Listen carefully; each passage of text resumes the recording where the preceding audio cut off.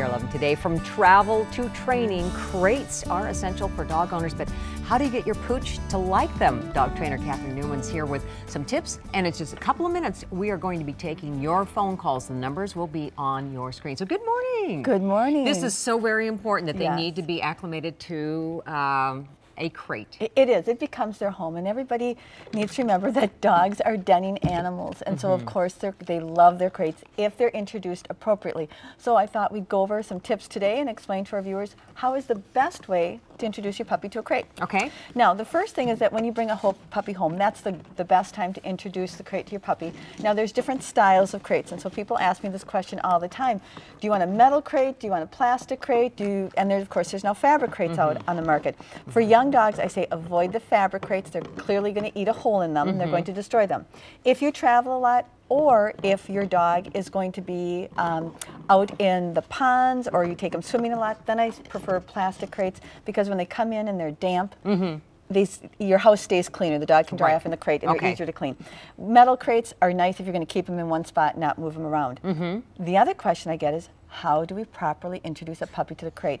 And the trick is to link positives with the crate. And so I've got some things out here to really show our viewers how to go about and make being in the crate is a fun thing. First of all, their food dish. Feed them in the crate. Okay.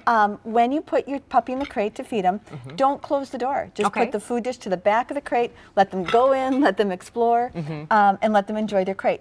Stuffed Kong toys, the one that we've got here that Risky's found, is another good thing that you can put in the crate. So if you're going away for running errands, doing some shopping, clearly put your dog in a crate and give them something fun to chew on. Now, let's say at night, they're going to be in the crate for a good 7 to 8 hours while they're sleeping. Don't water them. Don't provide water for an hour before they go to bed. And then, of course, no water or food in the crate at night, because then they'll have to go out and use the bathroom. Right. So very important. Well, great tips. We already have somebody on the line. Good morning. Thank you for joining us this morning.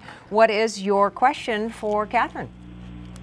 I would like to know how to work with my Siberian. She's 9 months old, and she's very shy. She's been to puppy kindergarten and training classes, but she's still shy of some people.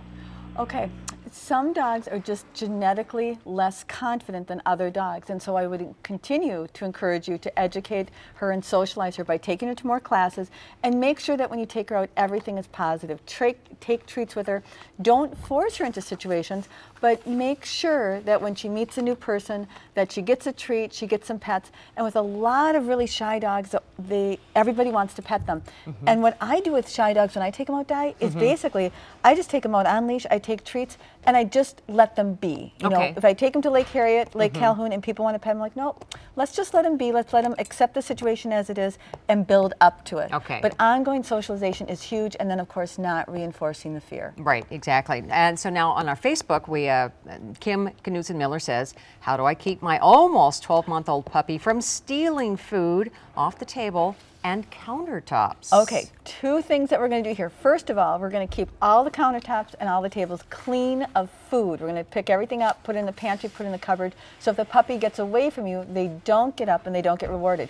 Secondly, you need to provide them with things that they do like stuffed Kongs. Put them on the ground so that your dog can make an easy choice. Lastly, let your dog drag a leash around the house as long as he's supervised. Very, very important.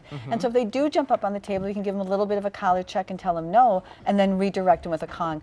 A lot of puppy training is creating an environment where it's easy for your dog to make the right choices. I think we have another caller on the line. Okay, we have another Facebook question.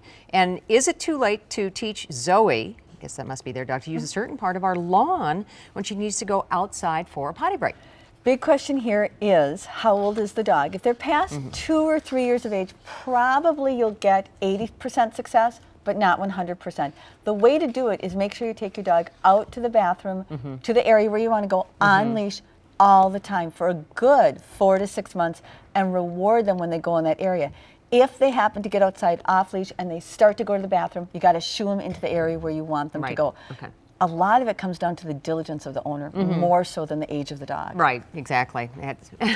Thank you so much You're for joining us welcome. this morning. For any of the details or any on the crate training tips that Catherine shared with us this morning, just head over to our show page on care11.com and just click on the news tab. We'll